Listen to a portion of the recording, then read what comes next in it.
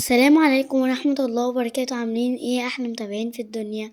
يا رب تكونوا بخير. كل عيد وانتوا بخير، وحشتوني جدا. يلا نبدأ الوصفة بتاعتنا على طول. كيلو دقيق وكيس خميرة، 3 معالق كبيرة سكر ورشة ملح، 2 بيضة وفانيليا. هننزل بالدقيق والخميرة والبيكنج باودر ورشة الملح و3 معالق سكر والفانيليا وبعدين البيض.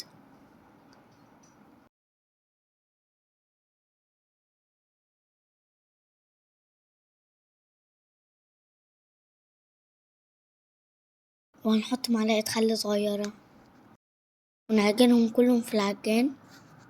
هنضيف عليهم 1.5 كوباية مية من الحنفية، ولما يتعجنوا كويس هنضيف 3 معالق زيت. ده شكل العجينة بعد 10 دقايق.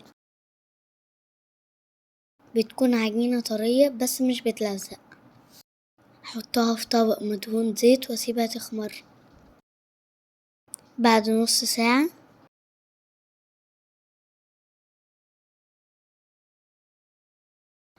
هطلع العجينة على شوية دقيق،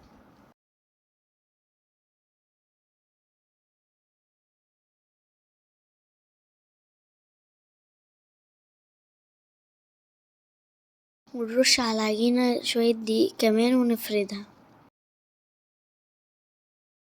أول ما تتفرد معانا شوية هندهنها زبدة لينة،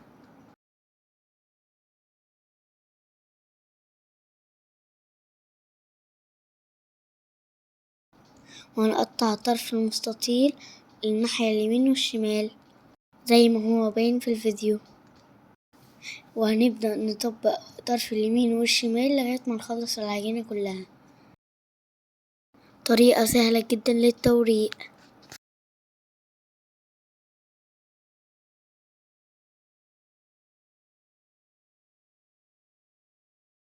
وبعدين هنبدأ نفرد العجينة، ودي آخر مرحلة معانا.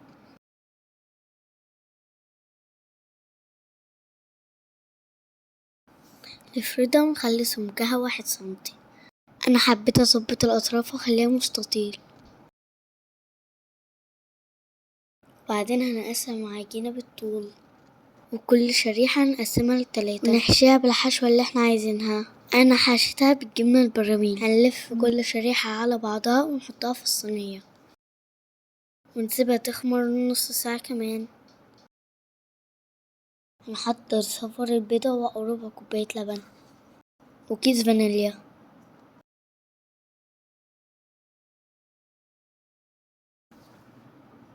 نخلطهم مع بعض وندهن بيهم الباتيه.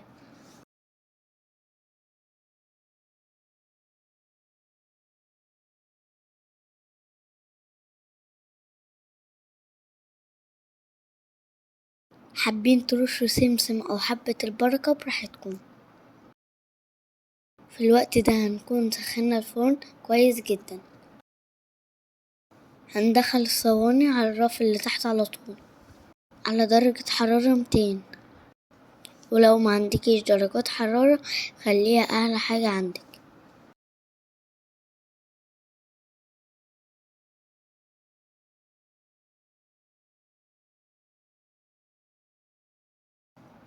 ما تنسوش اللايك يا حلوين والاشتراك في القناة.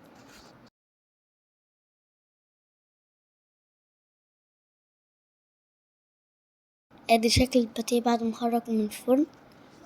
شكله خطير وريحته قلبت الدنيا.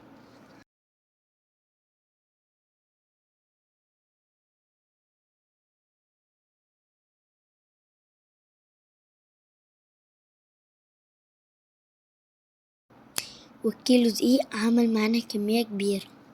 ياريت تجربيه في البيت ومتشتروش مرة تانية.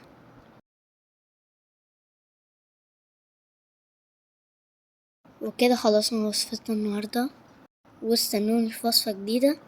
والسلام عليكم ورحمة الله وبركاته.